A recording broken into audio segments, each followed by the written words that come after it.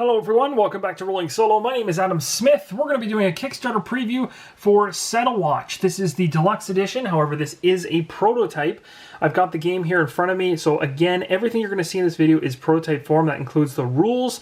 The actual playthrough itself will be all using draft rules 4 as of April 2018. So when the Kickstarter goes live here in September 18th, I believe, there may be some changes already by that point to the rulebook, so some of what you see during this playthrough may have changed or may already change. Plus, there is a possibility I could get a rule incorrect, so be aware of that as well. The first thing I want to make mention of is this is a completely prototype, although it looks production because the prototype was printed very, very high quality, so it's a good representation of what's close to the final product. But you can imagine through a Kickstarter this is going to increase in the look and feel as well as the content, and it goes through the Kickstarter. So without further ado, what we're going to do is we're going to talk about a little bit about the setup of Settle Watch, and they're going to move into an actual playthrough. So I hope you guys are excited about it as I am, and let's get right into it. So right off the bat, you're going to want to get your components ready and everything else in the box. First thing that's really cool about Settle Watch, at least if this continues on through to production,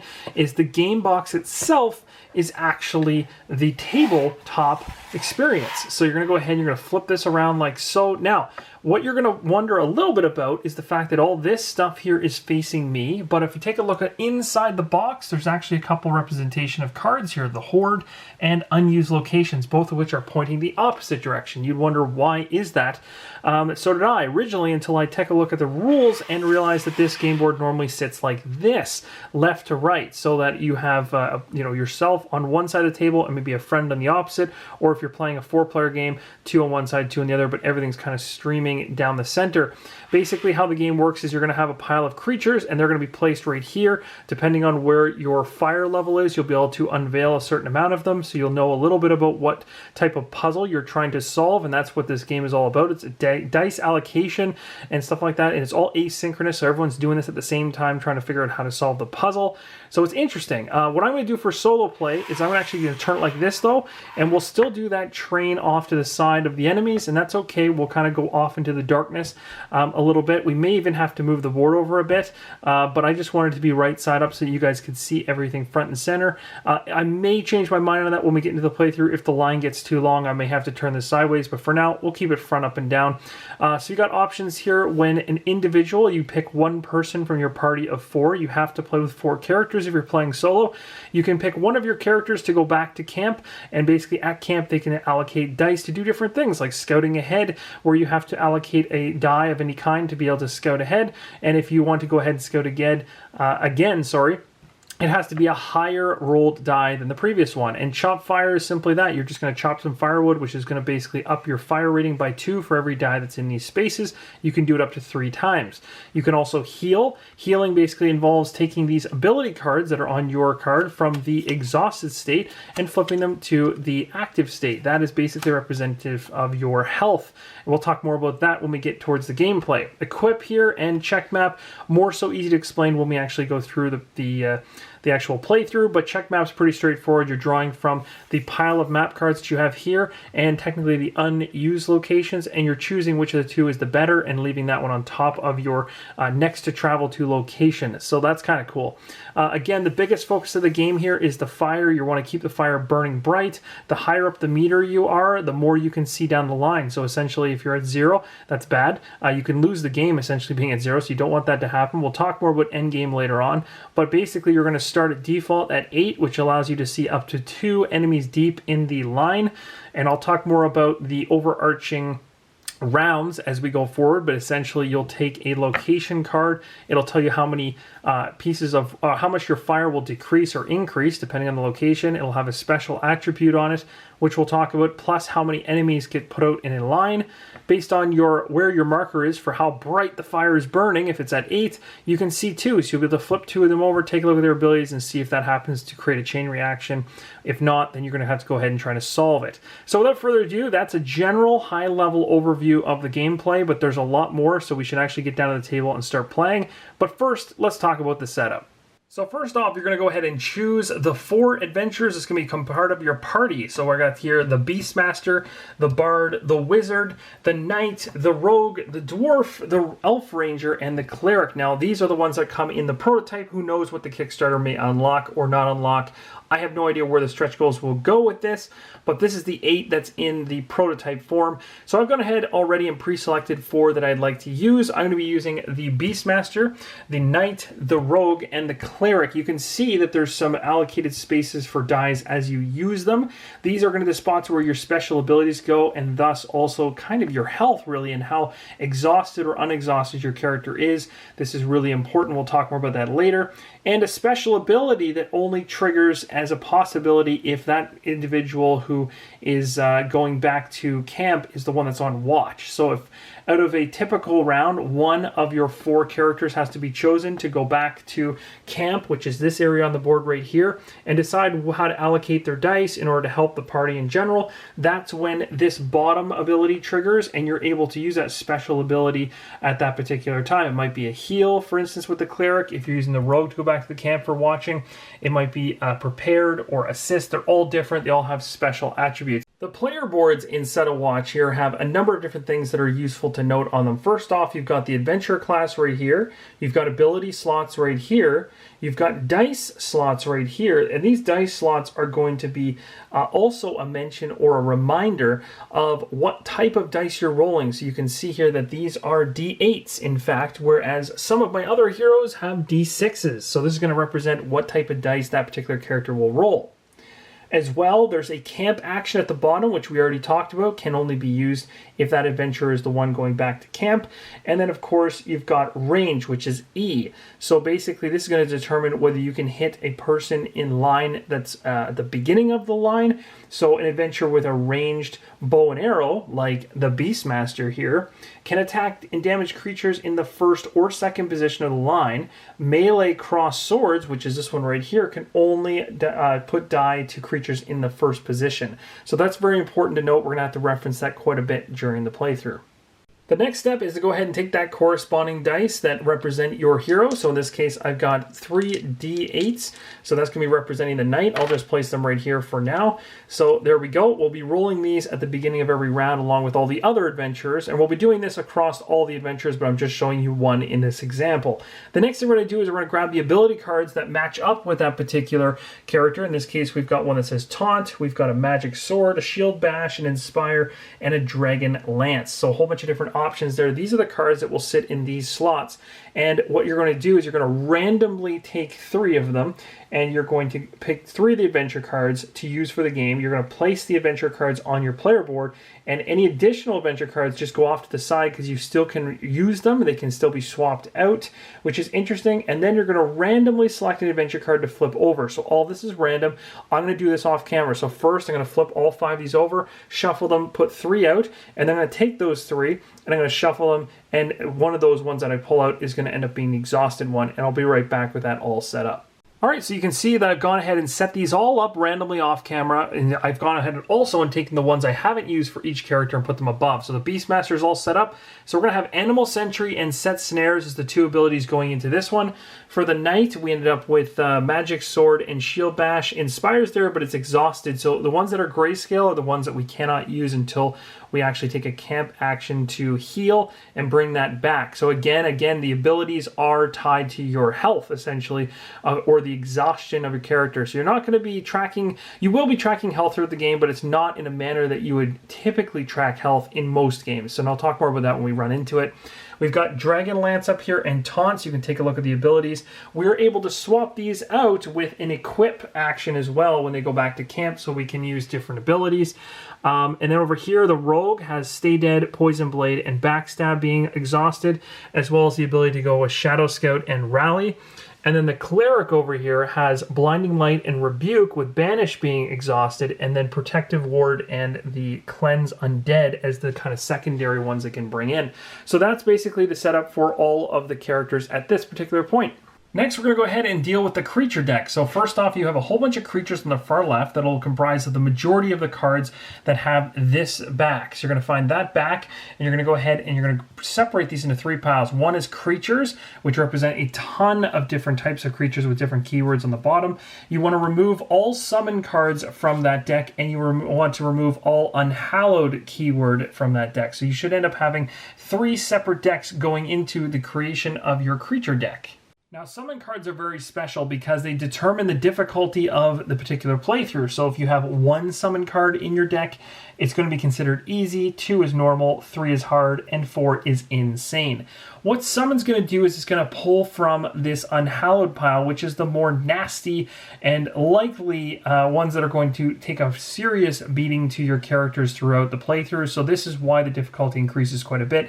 The summon cards pull the Unhallowed out and make the game way more difficult. So for me, playing through this currently in this Kickstarter preview, I'm going to actually go for normal. I don't know how far I'll make it, but I'm going to go ahead with normal, which means I'll be taking 2 summon cards to begin the creation of my creature deck. Next, we're going to go to the creature pile, and I'm basically just going to randomly select 30 creature cards, and I'm going to pull them out of the deck and put them into a pile, shuffle them in with the summon cards, and that's about it. Once you have your creature deck all created, go ahead and just place that to the far right of the line where you're going to be drawing out your creatures. Now, just remember, I'm playing this a little bit differently where I have this board facing me. Normally, this would be over here, and the line of monsters would be coming from this point out. As long as your creature deck is just off to the side, that's okay, because as you reveal them, you'll place them closest in, leftmost first, all the way out, depending on the location's requirements for the number of creatures that will be in that particular round. We'll talk more about that once we actually get to the beginning of the playthrough. Next, you're going to go ahead and compile all the cards that have a back like this into a deck like this. And the only thing you want to remove from it is the Forbidden Tower. Make sure that that's not in the deck. Then take all the cards that have this back, besides the Forbidden Tower, and go ahead and shuffle these, and then draw 8 of them to create the 8 different rounds that you need to go through in order to succeed and win the game. Plus, the very last location will be the Forbidden Tower, so you can then place that underneath, making your 9th card. Just like that, I have my unused locations, the ones that didn't end up in the final deck, over here. And this is the 8 that I've drawn. I haven't looked at them. I just flipped it over to show you that the Forbidden Tower will be on the bottom. This is going to be the map deck we're going to be moving through. We can find the map space right there. Just place it in like so. All the unused locations then just go sitting inside the box. These are going to be pulled from when we do check map actions at camp, and that allows us to potentially swap out the next location we're going to move to. Could make things easier or harder for us depending on how things go with that check. Let's move on to the next step of the setup. Next up, you're going to find all those Unhallowed cards that you pulled out with that keyword on the bottom. And without looking at the card, you're going to draw and place 1 card in the horde face down. Where's the horde? So basically, let's say hypothetically here, we had this whole deck shuffled up, and I didn't know what was where. You take the first top card, and you place it into the horde area. This horde thing is going to come into effect in the very last round, which is the last location that we put at the very bottom of this location deck. And now from this particular deck, we're going to go ahead and we're going to draw 8 Unhallowed face up next to the camp board. So basically they'll sit, I'll put them over here. Technically the camp board is down here, but again, because of my crazy arrangement, I'm going to actually have it up there in the top left. You can place it wherever it makes the most sense for you. This is going to be the location that you're currently at. This is the location pile, just so there's no confusion. So let's go ahead and put these Unhallowed in the right spot. There we go. We got the Unhallowed all set up. And again, I've placed it in a different section than the rulebook actually states, but it's just for my own ease of use. And we also have that 1 Unhallowed that I don't know what it is in here. Just so you guys know, again, this whole stack right here, the only one I know of is the one on top, but all of these cards are facing up. So as we bring these into play, I get to see the next one automatically. That's going to cover the preparation of the Unhallowed. The other thing to mention is the horde is basically going to be what is inside this box. It's pretty nasty. The bigger the horde, the more difficult the final round's going to be, and you're going to go ahead and get all those horde cards out when you get to that final round if you make it that long, and that's kind of part of the fun of the game. Let's move to lighting a fire. Steps involved with lighting a fire basically come down to revealing the very first location your party will be moving towards. And for us, that's going to be the white monolith. So you've got yourself an ability at the bottom here that's going to trigger. It says all adventurers with an exhausted card must swap it with an active card. We'll talk more about that once it actually triggers, but I'm just reading this right now. We also know that the line, which is the line of enemies that's going to come out for the very first round, is going to be 6 deep, and we're going to lose 3 fire off the bat for going there. So essentially what's going to happen here is this is going to be placed in the active location area. And then we're going to go ahead and we're going to set the starting firewood to 8. You'll notice we got 3 tokens here. One of them has no symbol on it. The other one here that's a little bit bigger has a, if you guys can see that, there's a 2 on the skull. And then this one here is a 3 on the skull and burning, burning bright. What does that mean? They correlate to the skulls on the outside of the fire pit. So basically, the higher amount of wood that you're dumping on the fire, the higher the actual fire goes, of course.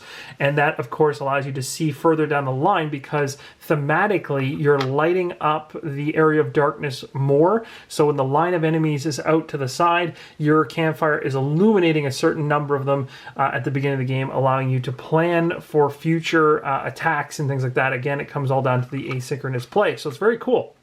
So we're going to start according to the fire setting. So it says to start at 8 by default, which would put us into 2. So we're going to put this right here on 8, and we're going to take these ones out. So that's basically your marker. And of course, we'll be changing this as we go along if we happen to lose any fire. Another way you can go about setting the fire is to vary it, making it a little more challenging by rolling a d8 to determine what your starting firewood would be at. So if I roll this, I got a 7, then I could start at 7. So this is a way to kind of make it a little bit more random, potentially a lot more difficult than starting with a default of 8. Let's learn about the creature card. So I've taken a creature card that actually isn't from the deck of cards we compiled over here so that we're not ruining the playthrough experience. This is one of the ones that didn't make it into the deck. This is a skeleton or skeletons. There's a number of them. So there's a bunch of different icons here. Let's talk about them quickly. The top left one is the damage to you. So how many adventure cards the creature will exhaust if it cannot be defeated. This is not per character, but rather the total number of cards exhausted between all the players on watch. So basically, if we go ahead and we have a bunch of characters, of course, one's going to be at camp, but 3 will be on watch to try to actually fight off the line of enemies that are going to be here. If this particular one is not killed, then 1 exhausted player ability has to be triggered on one of the characters we have. So for instance, I could pick the knight because I have 2 active ones. I could flip this and exhaust it so it's grayscale like this one, and that would satisfy the attack of the skeleton. Their aim essentially is to obviously deplete your fire down to 0. That's bad. And also to go ahead and reduce all of your abilities to grayscale or exhausted state. We'll talk more about the end game because there's a little bit of a connection between the 2 of those things happening that I'll talk about later. But that's essentially the 2 things you do not want to happen. On the far right-hand side of the top right, we've got the actual amount of damage that you have to use dice for. So when you're rolling your dice at the beginning of a round, which all characters will do, we can use a total number of dice mixed together against our adventurers to try to defeat a particular card. If we have enough, it's defeated and goes to what's called the graveyard. Below here we have the power text, and it says if skeletons are on top of the graveyard, which is again the discard pile from where they go when they are killed off, at the end of the round, we put them at the start of the line next round. So basically, they just come right back from the dead, which is very thematic. So there's going to be a lot of power text that's basically put onto these cards that are going to give a nice thematic feel, as well as tie in some really cool chain reactions across the creature line that you have to defeat during your round. So very cool. At the very bottom, you've got the keywords. So this says undead. So essentially just giving you a heads up that that particular creature is part of that particular creature type. There could be abilities, powers, and things like that that actually specifically target certain types of creatures, and that's the reason why that is important. That essentially covers the creature cards. Remember when we talked about the summon cards earlier on? Well, I want to go into them a little more specifically. We know there's 2 of them inside the creature deck. When they do appear, we just follow the power text on the card. It says immediately exhaust an adventurer card, then replace this card with a top card from the Unhallowed deck, and then put this card in the graveyard. So basically, it's summoning one of the nasty Unhallowed, which would go into its place, and at the same time is going to exhaust a power that we get to choose between all our adventurers to exhaust. That's why the summons are nasty. They not only hurt you or hurt a particular character based on exhausting an ability, but they also bring in a really powerful Unhallowed character. Let's talk a little bit about the gameplay section, or the actual turn structure of the game itself. The first thing you're going to do is the camp phase. So the adventure in camp does not participate in combat. Instead, the player places his or her rolled dice on any available placements within the camp. And there's a bunch of different things that you can potentially do. So you can see from the quick reference, which is actually on the back of any of these hero cards, it shows you the order of operations. Reveal the next location, roll your dice, pick who rests in camp, so one of your adventurers out of the 4, take a camp, and then take your camp actions. So the very first thing you could potentially do, and there's up to 3 placements for this, is you can go ahead and chop wood. So let's say hypothetically I chose to have the rogue, which is underneath this, to go to camp. The first thing you do when that happens actually is you're going to go ahead and you're going to grab what's called a camp token, and it's going to show a 1 times on one side and a 2 times on the opposite side. Why does it say that? Because every single character, in order to win the game, needs to have gone to camp at least twice. So in other words, you can't just keep sending the same character that's maybe the weakest link to camp every single time. You're going to have to send your biggest, nastiest, or best character to camp at some point to rest. So as soon as that character decides to go to camp for that round, you put this token as 1, and then if it does it again, 2. After that, you can do it as many times as you want, but at the end of the day, you still need to have all characters have gone to camp twice. So let's say we've gone ahead with the rogue here and gone to camp. Now, first off, you would have of course, rolled your dice, because it says reveal next location, so that's what we just did, or we did during the setup. You'd roll your dice first, and this is my roll. Now, this is a really terrible roll because it's very low value, and you need high value rolls in order to defeat really high value characters out of the line that we'll create in a second. So I would easily, after rolling all my characters, look at this one and go, this guy needs to go to camp. He's just not very useful. It doesn't always mean low rolls are the only reason you'd send someone to camp, because low rolls dies can still be used one use on an ability to use that ability. So a really low die roll doesn't hurt you. You can still use it for a really powerful ability. But on the other side of the coin, you also can't inflict much damage. So again, it says after rolling dice, pick who wants to rest in camp. Let's say hypothetically we choose for the rogue to do so. Then I go ahead and take camp actions using these 3 dice. The first thing I could do is chop wood. If I chop wood, I place any die in the chop wood location and immediately increase the fire by 2, because I'm putting extra wood in the fire. It's making the blaze go higher. I could do this for all 3 actions if I really wanted to and burn them all just to get a ton of wood on the fire. It might not be a bad idea, because again, once you get all the way up to a certain level, you can start seeing 3 down the line in a certain round, which is very useful. The other thing you can do at camp is you can scout ahead. There's 3 placements for that. So you draw and look at the top 2 creatures, which comes from the creature deck over here, and you're going to go ahead and rearrange them however you like and return each card to either the bottom or top of the creature deck. So 1 goes on top, 1 has to go on bottom. And when you put that particular die in play, then you just go ahead and drop it in this slot like so. Now actually you probably start here because I believe the arrows are going off to the left, so you place that just like this. Now if I'm not mistaken, and I don't believe it's here on the reference sheet, I think it's elsewhere, each additional placement requires a die greater than the one just placed. So if you wanted to scout again to try to take that advantage of that benefit, it has to be a higher die than the one previous. That's the only restriction. At a certain point you cannot put any more dice in there. I could not do that. So the next thing you can do when you're at camp for actions is you can check the map. So 1 placement, draw the top card of the map deck and the top card of the unused locations deck. Pick 1 and return it to the top of the map deck. So basically what's going to happen is you got your map deck that you have to burn through in order to win the game to get to the very, very last scenario or last location. And it's on the very bottom, of course. We already talked about that earlier. And these are the unused locations. So you're going to pull 1 from here, pull 1 from here. You're going to look at them. Which one would you rather go to? Put that on top of this deck. The one that you do not choose goes at the bottom of the unused deck. Then you're going to move over to, now that's if you choose to do a check map, and as you can see, you need to have a 4 or higher. So if I rolled this particular result, I could not check my map. That's another thing to note.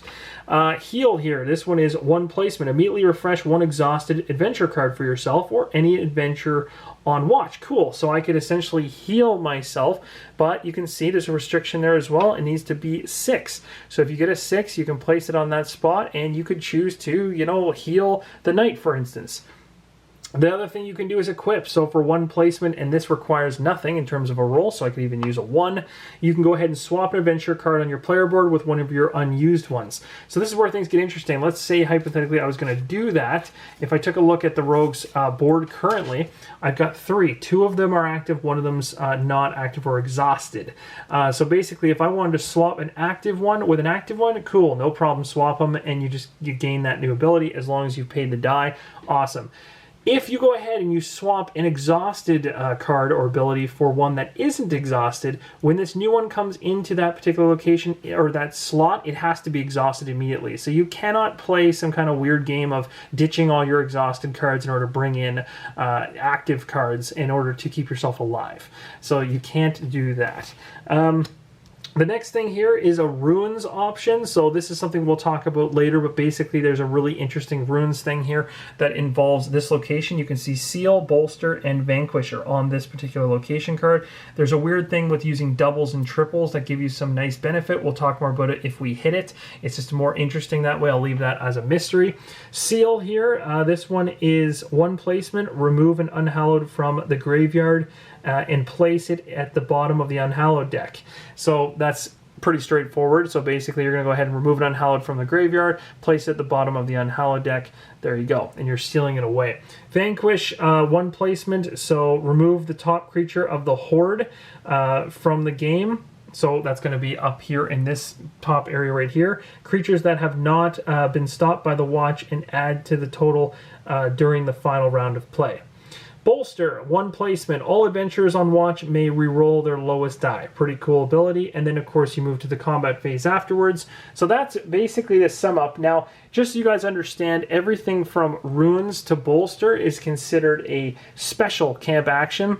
And the reason I even mention those things separately is because basically each adventure has their own special camp action that they may take, and they're all listed on the bottom of the player board. So you might be wondering, those seemed really random. Well, those are particular. You basically spend a die to activate these abilities like any other camp action, and each adventure camp action can only be used once per round. So basically, if I had this guy and stuff like this, and I guess I should say if it's the rogue, because the rogue is the one that's at camp, I could go ahead and use the prepared action in order to do this, which says swap an adventure card on your player board with one of your unused adventure cards. Allow 1 player on watch to take this action. So that's really cool. It's almost like it is preparation. It makes sense thematically. So that's pretty cool. That's something else that you can keep in mind when going ahead with Set a Watch.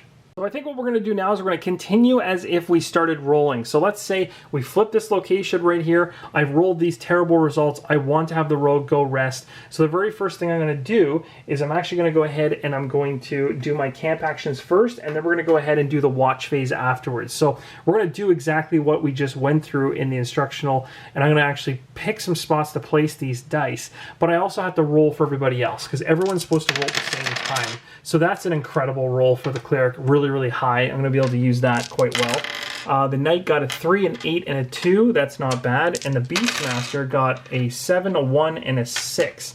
Okay, so now what we're going to do is, again, I'm choosing to have the rogue go to camp, so placing this token like so. I now have access to all 3 dice.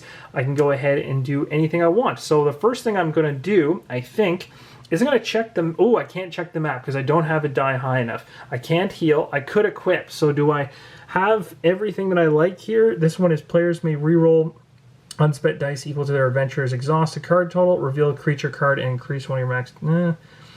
Let me think about this. I'm actually pretty happy with Poison Blade and Stay Dead. I don't think I need to switch those out. I think that scouting ahead, chopping firewood could be good. So I'm going to chop some firewood. So we're going to bump ourselves up to 10. I could do that one more time to get us up to 3. Might not be a bad idea. I could also prepare, but I don't need to do any swapping, as I already mentioned. So yeah, let's go ahead and chop again. So we'll chop again, bump ourselves up to 3, so now we can see even further. I'm going to use this die right here to scout ahead. So again, with scouting ahead, it's a little bit different. So let me just grab this reference card right here, and we're going to go ahead and draw and look at the top 2 creatures of the creature deck. So first one's going to go on the top, one's going to go on the bottom. So the first one we have here is, I'm going to put them right here. So we've got goblins, which is move goblins to the first position, or fire serpent. Fire serpent's health is equal to the current firewood value. We do not want that.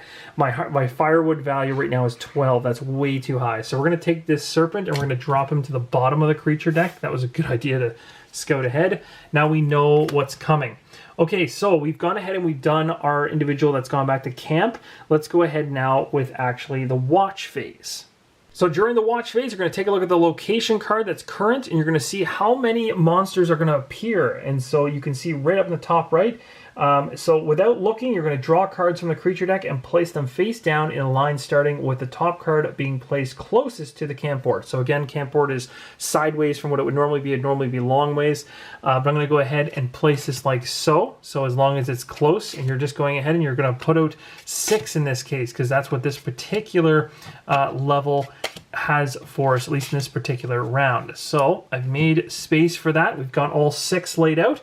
And now we're going to go ahead and we're going to actually start revealing these. And we're going to reveal it based on our current firewood level, which is at 3. So we have, or 12, I should say, but that gives us 3. Now you'll notice there's a 2 icon on this particular one that we talked about earlier. This actually goes up to 3 now to denote that we've actually pushed it to higher levels.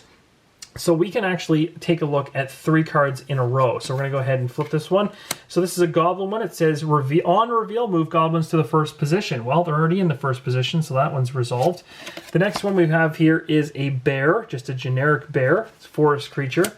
And then next up we have a treant, if I'm pronouncing that correctly. And if we defeat it, we actually go ahead and we can use, and thematically we can use it because it's made of wood to burn and actually have a better fire. So that's kind of cool.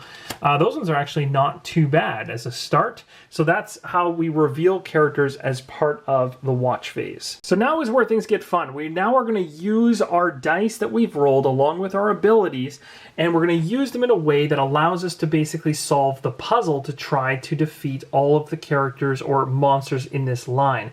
So what we're going to do is I'm going to take a few minutes for myself to determine how I'm going to go about that, and we're going to make some quick plays, and then I'm going to show you how this moves.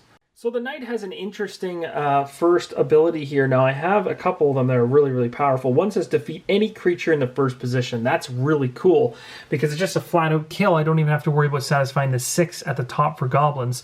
So I could do that, although it's risky because it's just goblins, and I could use that on something that's a little stronger. So what I might do is, and again, remember, the melee versus range matters. I can only go to the first position with the knight, but the Beastmaster can hit the second position.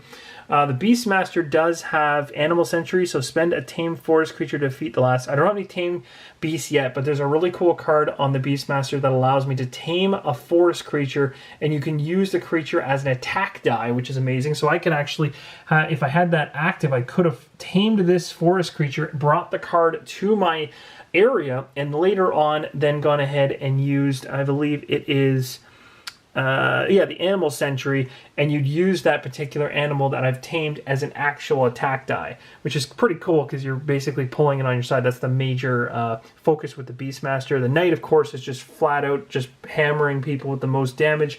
You got the Rogue over here that has a Poison Blade and Stay Dead, so any creature that the Rogue defeats alone, or I believe, and this is an interesting one, when I was playing through this earlier, I wasn't sure if the Rogue even chips in a little bit, if that counts as being defeated by the Rogue, but my interpretation would be as if the Rogue flat out kills something, it's gone from the game, meaning it doesn't go to the graveyard.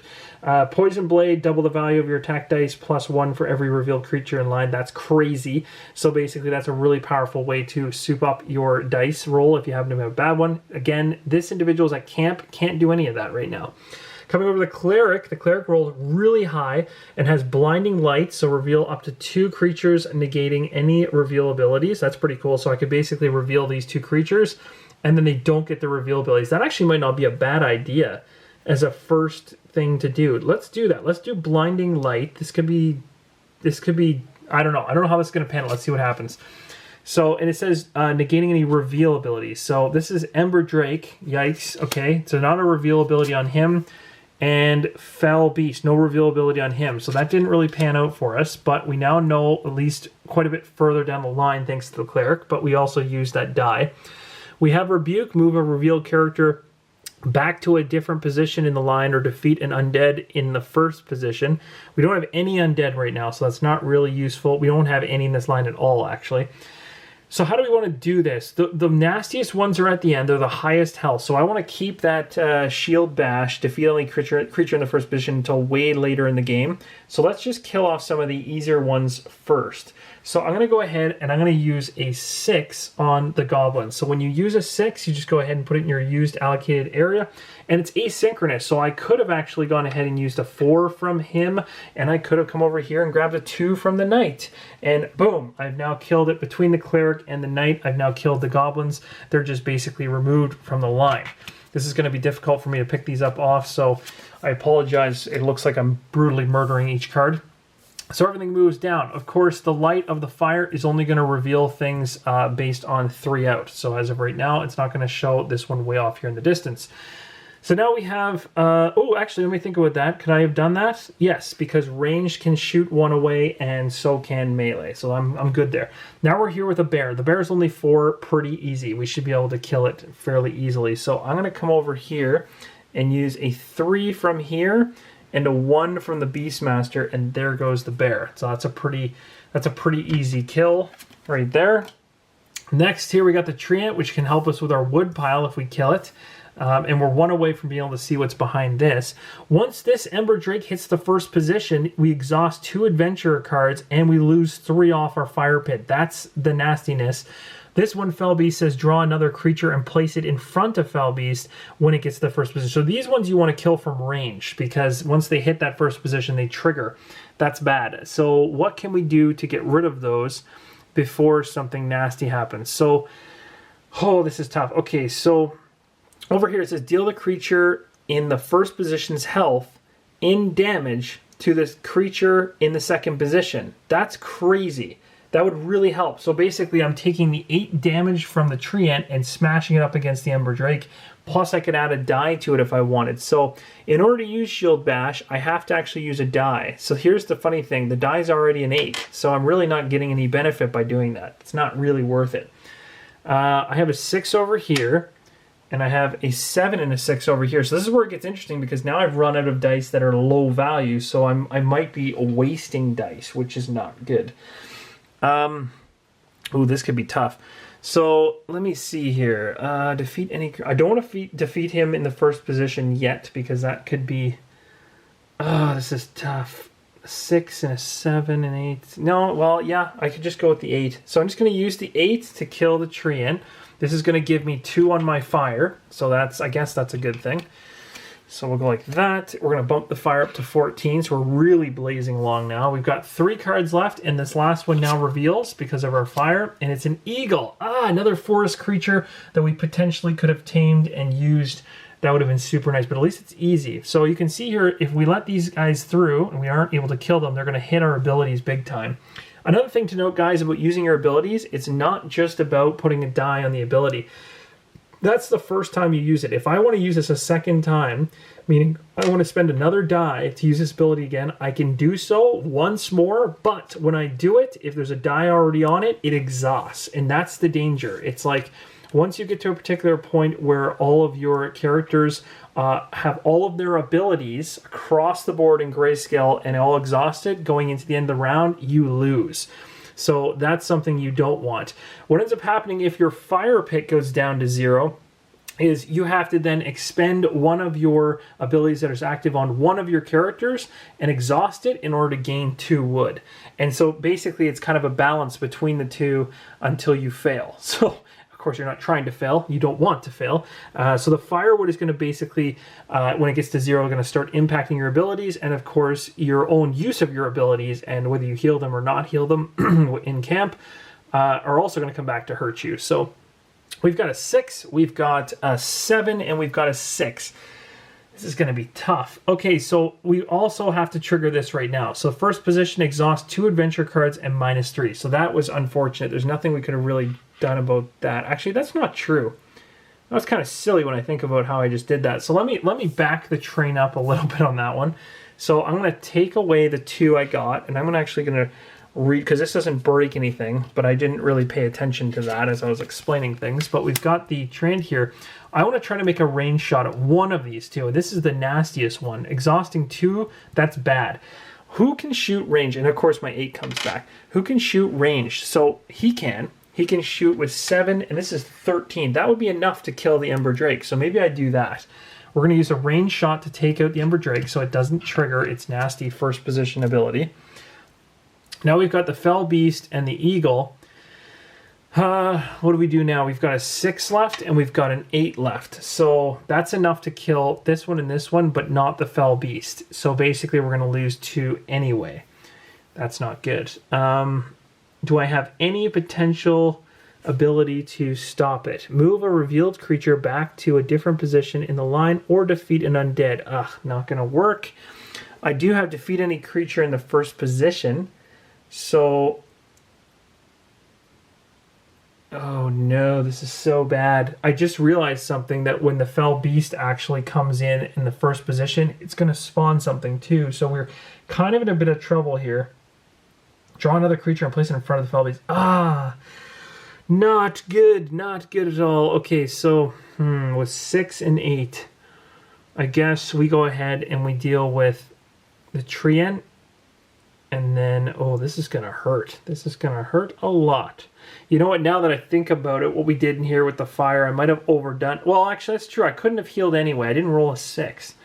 So I guess I couldn't have actually brought an ability back anyway. We're going to take some serious hits after this first round. Yeah, I don't think there's much I can do in this one. This one, I'm a little stuck. So we're going to have to, we have no choice but to kill what's in the first position because my ranged character, the Cleric, cannot do enough damage to kill the Fell Beast by itself. So that's too bad. But we're going to go ahead and we're going to spend the 8 here to kill off the Treant, which does give us back the 2. So in the end, we ended up actually doing exactly that. So boop, to 14. Okay, so now we're going to go ahead down here. We trigger the first position, says draw another creature and place it in front of this beast and then activate only once. So it's a wolf. Ah, no. Well, at least it's an easy one to kill off, but I only have 1 die remaining. So I can do range. I can do either one of these, but obviously it's going to be the wolf that I kill off. So I don't have any other choice in this matter. I just probably bent that card to death. Okay, so those 2 are there. I've used that 6 and I'm done. So here we go with the damage. So basically the Fell Beast gets through, hits us for 2. So when that happens, we have to then exhaust 2 abilities on one of our characters, which is really unfortunate. So on top of that, this is now going to go into the horde on the top. So we're going to go ahead and we're going to exhaust 2. We have to figure out which 2 we want to do that with. Now, we want to take a look really quickly at the abilities for our camp actions. Do we have anything that can help us with unexhausting abilities? This one, no. Tame Beach, set a trap. Tame Beach. Tame Beastmaster, no. Prepared is not going to help us here for swapping cards. Ooh. Refresh 1 exhausted adventurer card with any die that is a 4 or better. Ooh, that's useful. Yeah, that could be really good. That might be something I want to do. So, you know what? I'm going to go ahead and I'm actually going to exhaust his rebuke and his blind. I think that the cleric stuff's actually fairly not useful at the moment. I don't know. I don't really want to say that, but who knows? So I'm going to actually exhaust both of his for that hit. And then this one, the Eagle, comes through and hits us for 1, goes into the horde, and another exhausted card comes of it. So what are we going to do here? You know what? I didn't really use the poison blade. Oh, that's right. This character was out. I forgot. Yeah, so I never used that at all. I really like that one. Tame a revealed forest creature or put a reveal. Oh, I had a set snares. I could have actually done that. I did not even notice. Tame a revealed forest creature or put a revealed creature back at the top of the creature deck. What? I didn't even notice that. Well, that's useful. So, what I'm going to do is I'll do Animal Sanctuary, I think. Okay, so there we go. So we're now kind of hurting with the exhausted cards situation, but that's going to end this particular round. So now what we're going to do is we're going to go ahead and we're going to bring the dice back for our rogue. We're going to go ahead and reveal the next location. and then we're going to go ahead and roll dice. So the next location, so that is, even though we took some damage, we still are successful and can move on. We're obviously hurting. The next spot is going to be the Desert Ruins. So didn't we do... Oh, that's right. I couldn't check the map because I didn't have a high enough die.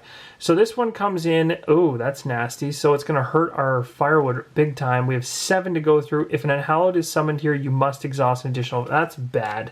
That's just bad all around. Okay, so first off, we'll drop our firewood from 14 down to 10. We're still at... Ooh, now we're at 2. So our fire actually depleted a little bit, so we can't see as far as we could before at the moment. And that is that. And then now we're going to go ahead and we're going to roll our dice. So we're going to take the Knight's dice here. We'll give them a roll. 6, 2, 4. We'll give the Beastmaster a roll. 3, 7, 2. That's okay, I guess. The Rogue. 1, 2, 3. Wow, the Rogue is really falling apart here with the dice rolls. And, oh, no, the Cleric got another crazy high roll. Okay, so double the value of one of your attack dice plus 1 for every revealed creature in line. That's really powerful. You know what? Let's keep the Rogue alive. Let's go with the Cleric. Oh, I don't know. The Cleric has got some good dice too, but has no abilities now. The Cleric has a total of 9, 13. Versus 10, 12, and what is this? This is a 6, 7, 8, 12. Yeah, they're all kind of in the same ballpark, so it really just comes down to it. So this has got, the Knight has a really good ability for killing multiple guys. I want to keep the Knight. The Beastmaster could be one I could send back. Could be. Oh, and I could set a die as direct damage to the creature in the first... Oh, let's do that. So let's go ahead, actually, as the Beastmaster. We're going to take the Beastmaster to camp. The first thing I'm going to do is I'm going to assign a die. It says here for direct damage in the... So assign this die as direct damage to the creature in the first position as soon as it's revealed during the combat phase. Oh, so this is making use of a really good roll. So then that's perfect. So that's a great individual to go camping with, but to send to camp. So 1 here on the camp token. We're going to put the 7 there. That's going to be the damage to the first character that comes out. I've got 2 more dice going into here, and we definitely want to heal. Oh, that's the other thing. I can't heal. Oh, I need someone with high roll. Oh, that's the worst. No, that's not good. This is tough. Let's go ahead. Equip. I'm almost wanting to change my mind on who I send to camp, just because of the fact that I can't heal and I want to heal.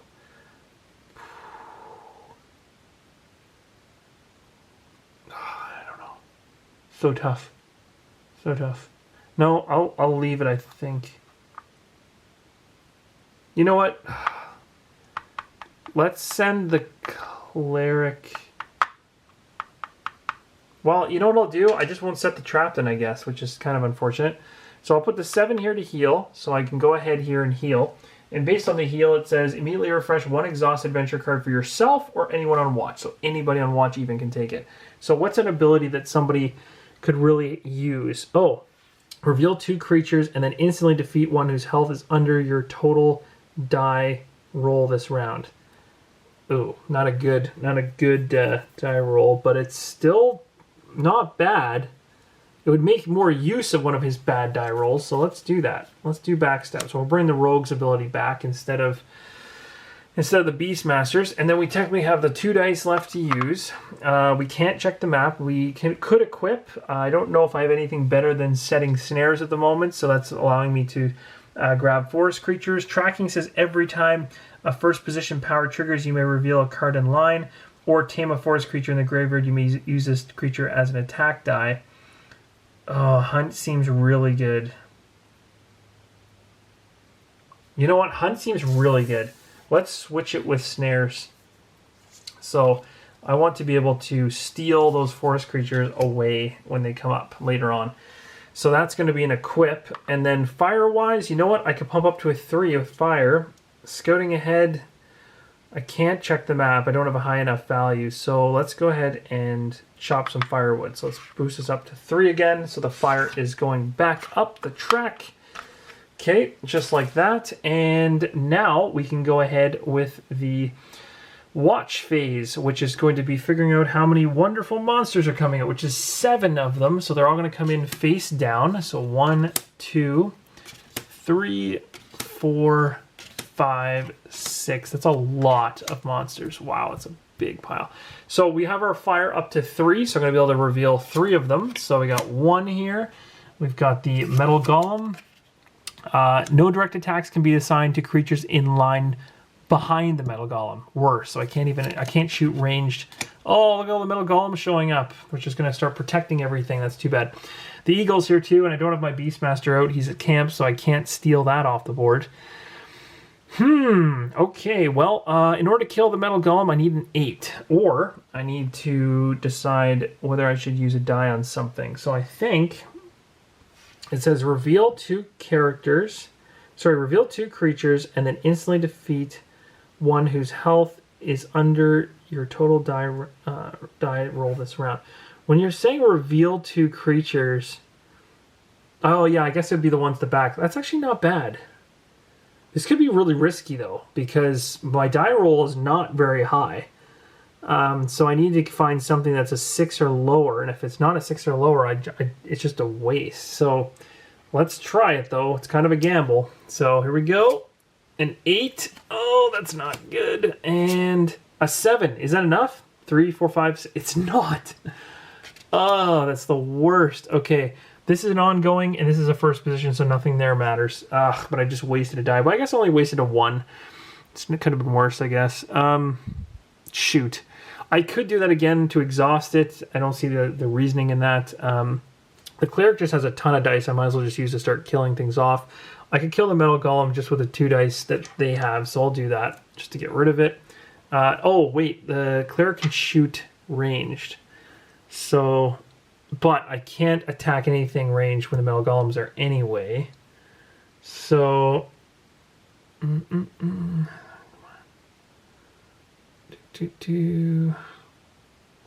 this is bad. Okay, yeah, let's go with these 2. And the metal golem's going to go. So that allows me now to go after the eagle. Those metal golems have 2 for hits against your cards. The eagle's only a 4, which is fairly minor. Double the value of one of your attack dice plus 1 for every creature in line. Whew, that's powerful. It's a melee one. I gotta wait until somebody's up close and personal. That's really good. Right now I have 1, 2... Oh, you know what? Maybe I should have used that on the first one. I might change my mind here. So can I make that work with an 8? So double your attack value, double your value of one of your attack dice. So I could make this 2 a 4, 5, 6, 7, 8, 9. Yep. So I could use this 2 as a poison blade to kill off the metal golem that I did at 8. So it would give me a 9 total. That's a much more efficient way than... So I use 1 die instead of 2. Now I'm here with the eagle. I'll use a 4 with the cleric to kill off the eagle. So the eagle is gone. So it's kind of a puzzle. Basically, that's the fun part of the game. That's where really the meat of it is. It's like trying to figure out how do you beat this line at its own game. The metal golem is here. Oh, and actually, that was done with a poison blade. So technically, the passive ability triggers. So that eagle is dead forever. It's gone and like removed from the game. So I just took it out of the graveyard because it fully was killed off by the rogue.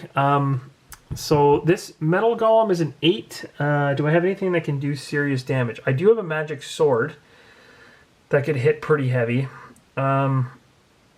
Defeat any creature in the first position. That would be really good for when the zombie horde comes in. Yeah, because then I can just wipe it off.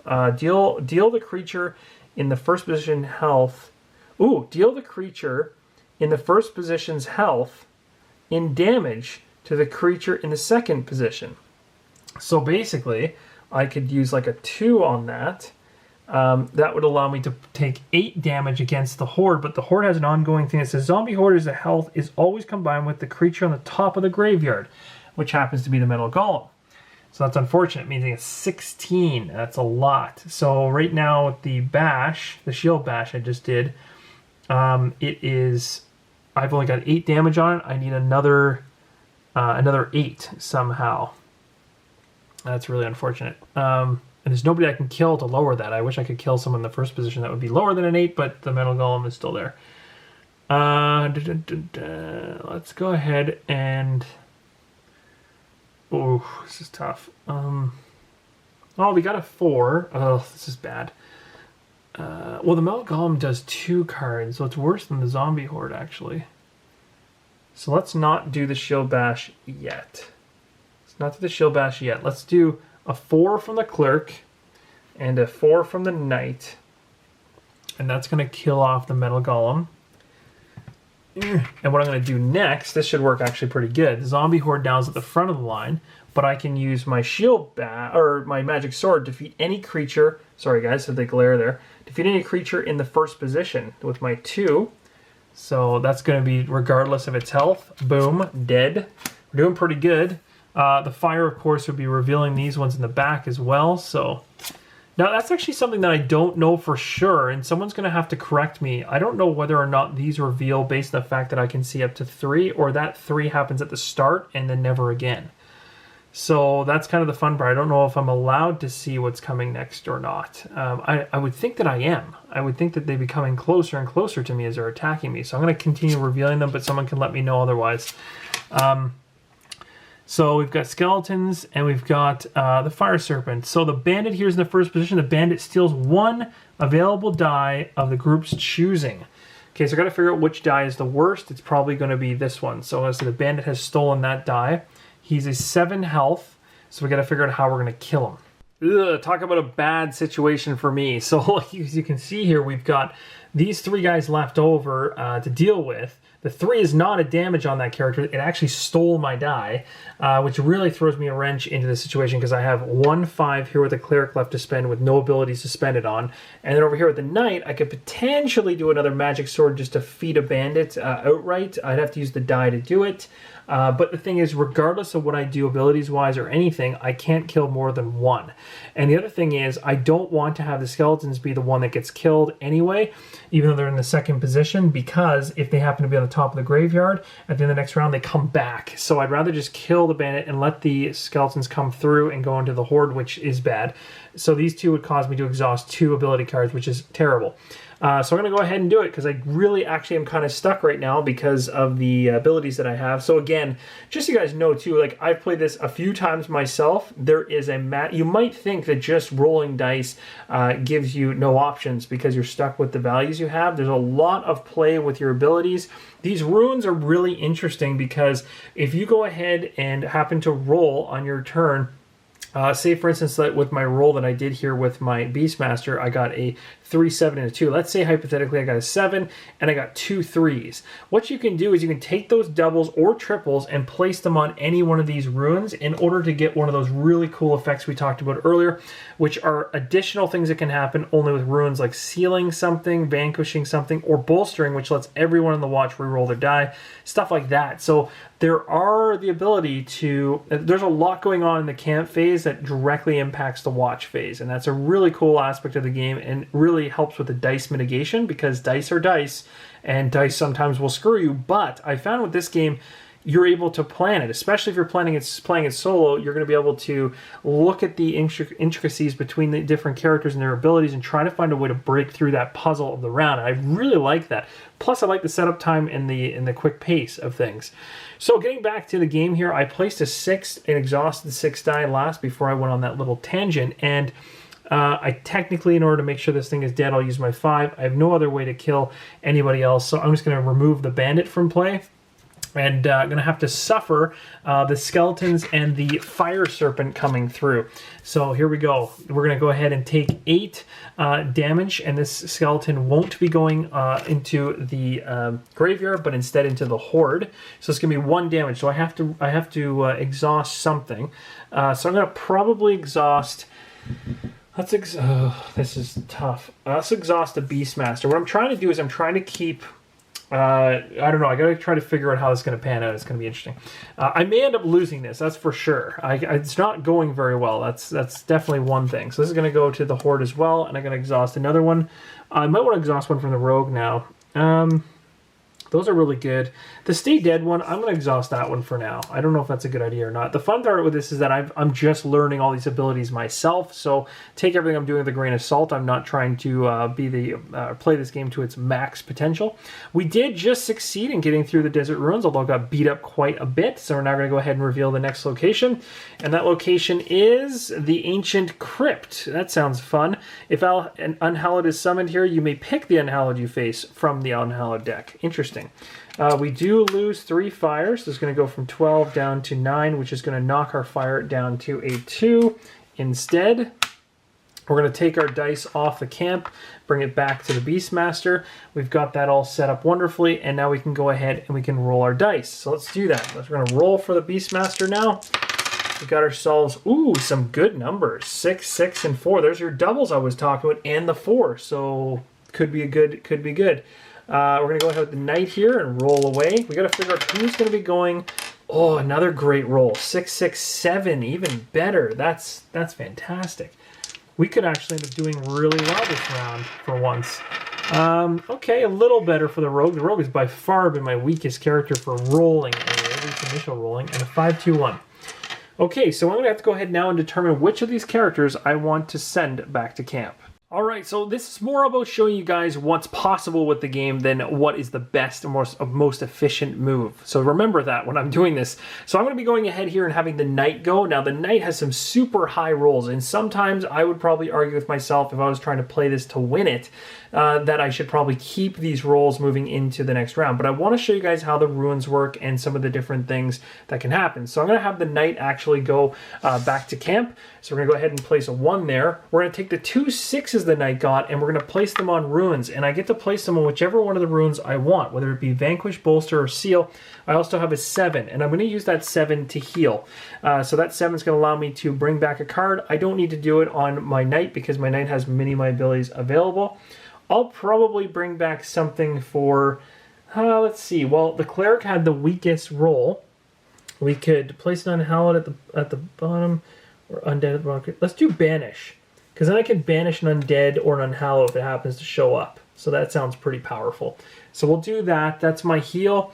In terms of the runes, I get to choose between these two things. So what ends up happening is it either requires doubles or triples in order to do it.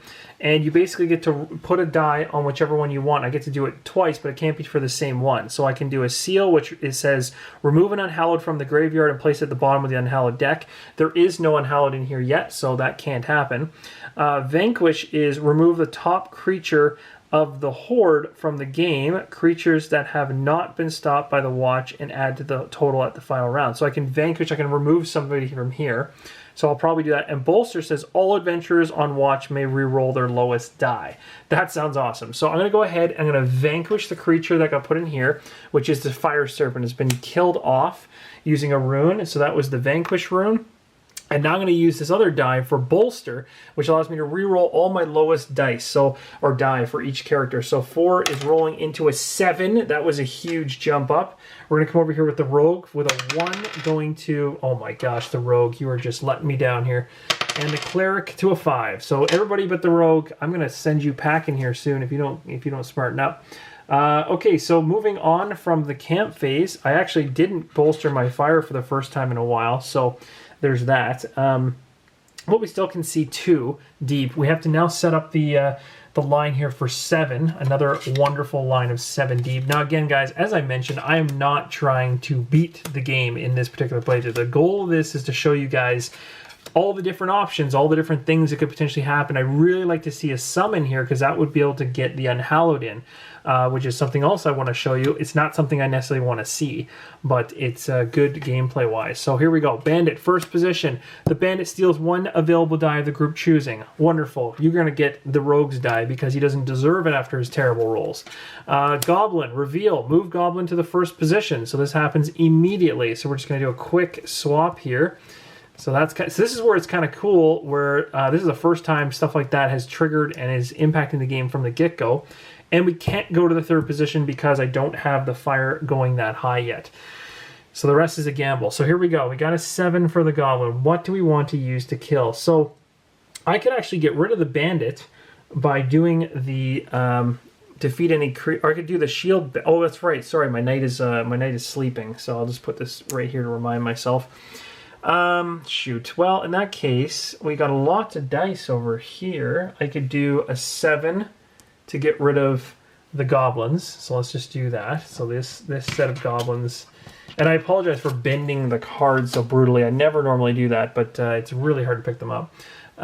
We got Bandit now, and then of course, and again, as I've been playing, guys, this could be totally incorrect. Someone can let me know, especially the creator of the game, if I'm messing that up. I am revealing the next card in line when it comes within my fires window. So essentially this is to be the second position, so I should be able to see this. And I think thematically that makes sense, because otherwise how would my ranged characters even know what's coming down the line? How would I know what I'm shooting at? So here we go. This is the Ember Drake. It's 11. If you have to exhaust 2 adventure cards and 3, we have to get rid of this before we get rid of the bandit. So what can we do for range here that could kill it? Well, I could use my entire cleric action here to do it, all of my dice, which is dangerous. I could mix it up with my rogue's dice, which are not that great, although I could actually double up. My rogue is melee, so that's no good. My Beastmaster can do ranged, so I could do a 6 from the Beastmaster, so that gives almost all of it, and then a 5 from the cleric, and those are 2 ranged characters taking out the Ember Drake before the exhaustion of any cards. That worked out pretty good. Next card gets flipped is the Treant. Nice, we can get some dice back. So this one is a 9. I would love to be able to... Well, I guess I can kill off the bandit now fairly safely. Shoot, so we got... I could use these 2 dice to do that, although I want to use these smartly. So I got Backstab. Reveal 2 creatures and then instantly defeat one whose health is under your total die roll for this round. Actually, I have a pretty good roll, 4, 7, 8. You know what? Let's do that. Let's go ahead and do that, and we're going to reveal these 2. So we have a 5, so I could potentially kill the Fae, or I could kill the bear, whichever one I want to do. Let's go ahead and kill the Fae, because the Fae gets rid of some fire if it gets to the first position. So we'll remove that because we easily have over 5. That's nice. That worked out pretty good. Poison Blade. Double the value of one of your attack dice plus for every one revealed creature in line. I want to use the Poison Blade to kill the Treant because the Treant has a super powerful 9. The Cleric, however, could potentially use 2 dice to kill the Bandit, and then I could leave... Oh, this could be really good. I could almost... Oh, I almost cleared the whole line. Oh, that's so... Oh, no. I was really hoping I'd be able to actually clear the line on that one. I came super close without having to take any hits. But I don't know what that last one's going to do. So I got a 4. Yeah, I don't think there's anything else I can do here because I have no abilities on the left side of the table. I know what these are and I've already used them. I could use Backstab again, but I'd have to refresh it. Might be worth it though. Might be worth it. Might be worth it. So I could do this to deal with the bandit. I could do this. Oh, no, I need this one for the Treant. That's right, so I can't do this again. Yeah, I'm kind of hooped. I don't really know what's going to happen here. It's going to be the dicey thing. So let's go ahead. The Cleric's going to use these 2. Dealing with the Bandit, that's exhausted. So I just put that there. So goodbye, Bandit. You've been turfed. The Treant's here. The Treant is a 9. I'm going to use the 4. I'm going to use it on Poison Blade. Double the value makes it an 8. And then plus 1 for every revealed in line. 2. So that's 10. So bam, we kill the Treant. We're going to burn the Treant because we're evil. And we're going to bring it from 9 to 11. And we're down to the bear. And then we finally get to reveal this. And it's a wolf. Oh, they're weak too. It's the worst. So I have a range. So I can pick whoever I want to use this 6 on. No difference in attack value at the end of the day, so whichever one I want to kill, I guess I'll just kill off the bear. Oh, we were so close. So you can see there, like that one, that was a much better round than previous. Oh, and actually, oh, that's right, my Stay Dead is not active at the moment, so that's fine. So this is going to come through, it's going to hit me and go on to the Horde. So 1 more ability is removed. Let's go ahead and remove the Banish that I brought back. So we came out even on that one, see? So there is hope. So now we're going to go ahead and we're going to bring back everything. So we're going to go take these 3. So we survived that. So far I've had my 3 characters go back to camp, so that's good. All right, and now we're going to move on to the next spot. We're going to, can any of these be better? Ugh, the Frost Caverns reduce the health of all dragons by 2. Oh, that could be good. That could be good if we see a dragon. 7 again for the pull. That's not good, but we lose 2 fire. So back down to 9 again. Still at 2 in terms of our sight. And now we're going to go ahead and we're going to roll. Let's see what we get. 4, 4, 7. Hey, this is a perfect roll for going for runes and stuff like that. I could have the Beastmaster go back. That might actually be a good idea. Nice roll there as well for the knight. 8, 4, 4. The rogue. So again, there is strategy involved. Ooh, much better for the rogue. There's obviously strategy involved in, obviously the D8s are going to give you or have a chance to give you a higher total value at the end of the day. But there's a balance there between characters that have abilities that are very powerful and don't need high die rolls. Like the rogue has some super powerful poison blades and backstab that can take a really terrible die roll, turned into something really cool. So we've got that there, who do we want to send back? The cleric got a really poor roll, has no abilities. I wouldn't be able to use any runes, which would be bad. It would be awesome to reroll some dice. Thinning the horde out wouldn't be a bad idea either, but the cleric might be the one that needs to go back this time because everybody else has decent rolls. So this is an 11. And over here we've got, yeah, definitely. So we're going to send the cleric. So actually, now everybody has gone to camp once. The cleric's going to go back with this. The good thing is I can heal, which is perfect. So I'm going to go ahead and bring the not the banish. I want to bring back somebody who's actually not on watch. So not stay dead. What's inspire? Once per round, increase the lowest rolled die of an adventure to its maximum value. Boom. That sounds fantastic. I like that. And then we're going to go ahead and we're going to use this to check the map. So we're going to go ahead and pick to see what is coming up next. That's what our cleric is checking out. It's going to be the Goblin Caves. So increase health of all goblins by 3. Or it could be, depending if we go a different direction, the Forgotten Graveyard. All defeated undead creatures go back to the bottom of the creature deck instead of the graveyard. So which one's better for us? Yeah, I don't want the Goblin Caves. So we're changing our direction. So that's what's really cool, guys. You just saw for the first time the check map thing, so that's awesome. This then goes at the bottom of the deck like this, and we move on. And then I've got one more die left. If I chop firewood up, it doesn't bring me up to the 3rd position anyway. I could scout ahead. Probably not a bad idea. Let's scout ahead. Let's see what happens. So we're going to get 2 of these.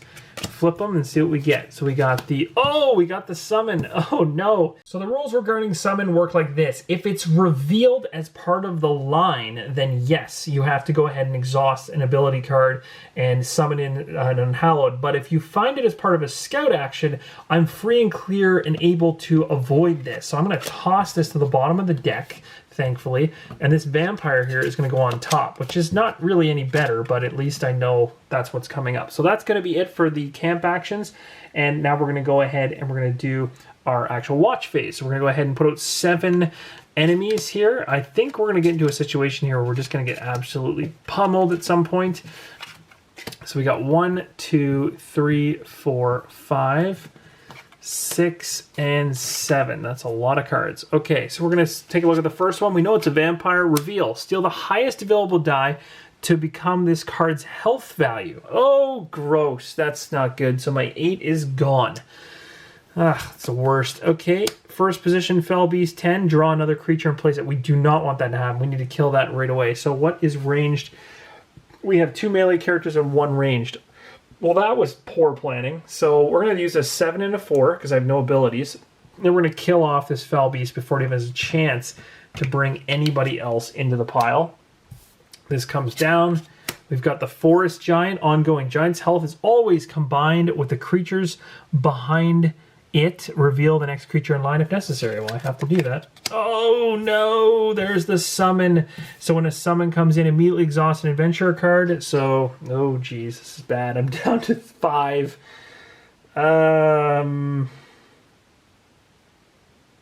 Oh, these are all so good. But let me think about this. I can't use them all anyway this time around because I lost a die. So I might as well... Oh, one's passive, though. Actually, doesn't matter. I'm going to let Inspire go, I guess. Oh, wait. Yeah, I'm going to let Inspire go. Because I really like the 2 abilities I have here for the Rogue. Oh, that's no good. Okay. So we dealt with that. The summon card then goes away. This is going to... Oh, sorry, let me see here. Put this card... So this summon card goes in the graveyard. And then, of course, this new Unhallowed takes its place, which is nasty. So it says, Warlord, ongoing, all the creatures 2 greater in health now. Ugh, gross. And he's just far enough away that I can't hit him, which is fantastic. So, plus, Giants will always combine. So basically, this Forest Giant right now is... That's nuts. He is 18. Like, what? Okay. So the vampire is 8. So we need to kill the vampire. So how do we do this without blowing all of our dice? Double the value of one of your attack dice plus 1 for every creature revealed. So I can take a 3, for instance, and turn that into a 6, 7, 8, 9, which would be enough to kill the vampire. So I hope that was a decent use of that die, because it was a pretty low 3 anyway. Moving on to the Forest Giant. So now the Warlord can be hit, but the Warlord, remember, has 11 health, and I have a ranged of 4, because I have a ranged character over here. I cannot kill that guy. He has to be in the front of the line. So I got to kill the Forest Giant first, because I don't have any other melee attacks, because my Cleric is the one resting, and my Cleric is ranged. No! Okay, so... what do we do? So, I could backstab... No, that's not going to help. So I got 6, 11... Oh, 18 is a lot. Oh, that's where I screwed up there. I shouldn't have used the Poison Blade on the last one. Because the Poison Blade, I could use a 6, turn it into a 12, 14. That still wouldn't be enough. Oh, no, it would be if I used all of my dice. So let's change that. Sorry, guys. So basically, I got a 9 on the last attack. I'm going to change it instead of using the Poison Blade to kill the vampire. I'm going to say that I used... well, I need an 8 because the vampire had an 8. So how do I hit him for 8? Oh, I guess I could use the Knight. Oh, never mind. Never mind. I'm happy with this. I'm going to hit the Forest Giant with my Shield Bash. What am I talking about? Or my Magic Sword. Defeat any creature in the first position. Boom. That was easy. That's what I was trying. I was trying to figure out, like, how did I miss, like, what did I do to screw up there? So it didn't matter what the health was. Now we're at 11, so that's bad. This one, Shield Bash, says deal the creature in the first position health damage to the creature in the second position. Now we still have to reveal that. Nice. It's a zombie horde. So he is going to be 14. If I do a Shield Bash, that gives me 11 on that 14, which I'm going to do. And then 11 on that 14. And then I need 3 more. So I guess I use this to tip it over. And I've killed the zombie horde. Okay, so the... Oh, wait. Can I... Yes, I can do that because even though I'm a melee character, this ability lets me deal damage to the second position unit. So I'm okay. And then the die I used here was a ranged character. So that's golden. Okay, next we've got Faye. Okay, Faye and the Warlord. So I'm still going to kill the Warlord. So I'm going to probably use... let's do the reveal. Oh, this is tough now because I'm at a dice. I'm down to 2 dice. I can't have him attack. He needs to go. He'll literally, just by himself, almost wipe me out. So I'm going to use both these dice to basically just kill him off and just suck it up and take whatever pain and suffering I get from the rest because I cannot do anything about it. So, oh, that hurts. That's 3 right there. So that's going to be me going... Okay, so let's take Backstab for 1. Let's take... Oh, this is sad. Let's go ahead and take... Oh, it's so painful. The Magic Sword's so good. I guess it'll be this one. And then 1 more. Oh my gosh, guys. I think this is it. I think I'm done. I don't think this is going to go well. And then these guys are going to the horde. But you know what, guys? I think what I'm going to do, rather than play this out to the end, because I can tell you right now, based on how this is going, I'm not going to make it much further. Oh, sorry, these ones don't go to the graveyard. They actually go into the horde. So the horde is getting bigger. So you can see this is the pile I'm going to have to deal with at the end of the game. So when you're using those ruins in order to vanquish guys, I believe it's vanquish, right? It's, yeah, removing the top creature from the horde and then throwing it away. You want to do that to lighten the load at the very end. But you can see, like, I still have probably 5 locations to go through. Technically, I just finished this one. I'm not going to continue playing through because I just want to kind of show you guys like a brief idea of how the game is played. So hopefully this helped you get an idea of the flow. It obviously didn't show you how to win because I'm down to 1 card left, and likely at the end of the next round I probably wouldn't make it any further. But remember, you can change the difficulty. I'm playing on normal, and that it seems quite difficult, although I'm not. I've played a handful of times off camera before I did this, but again, I wasn't trying to win. I was making some inefficient moves to show you guys different areas of the game. But you can also change the amount of summons cards that are inside of your deck, so that, in your creature deck, I should say, so that you can lower the difficulty and things like that. But as you can see, I mean, I've only seen, I've actually encountered both summon cards now. One I put to the end of the deck, and one actually popped on me. But of course, if I didn't have those in play, like the Warlord hadn't come out, and actually I just realized I messed up, guys, because I didn't add 2 extra health to the Warlord. So technically I probably wouldn't have even killed some of the last characters that I just did there. I just realized that goof. So, you know what, at the end of the day, I probably did die just now. I probably would have taken that last one and lost it. So I'm going to say this is a wipe. Now, how far did I make it before I actually died? Technically, I didn't make it to here because I just flipped that. So I made it, what, four spots in. Although I didn't get any help from my locations, every single one of them hurt me in all shapes and facets in terms of the fire. But I'm going to say right now, I really like this because setup time is light, gameplay is quick and fast, and has lots of options for just, when you roll 3 dice, you'd assume that you don't have much choice. But these abilities really give you a lot of choice. One thing I didn't do a lot during the playthrough that's good to note, and I mentioned once before, is that when you use a die for an ability, you can do that. You can also use a second die on the same ability, and it just exhausts. The risk with that, of course, is you're pushing yourself closer to full exhaustion, which is what we just did with all of our heroes. So thank you so much for watching. Hopefully this preview gives an idea of how to play Settle Watch. I'll be really looking forward to the final production copy once it comes through Kickstarter, and then I'll do maybe a more thorough playthrough at that particular time. But hopefully this gives you a good idea as to whether it's a game for you. It seems like a great filler game, a great game that a number of people could get to the table and play through very quickly as a game to maybe start out your game night or end your game night. It seems like something you could really rip through quite quickly once you get the rules down. So thank you so much for watching, and as always, keep on rolling solo.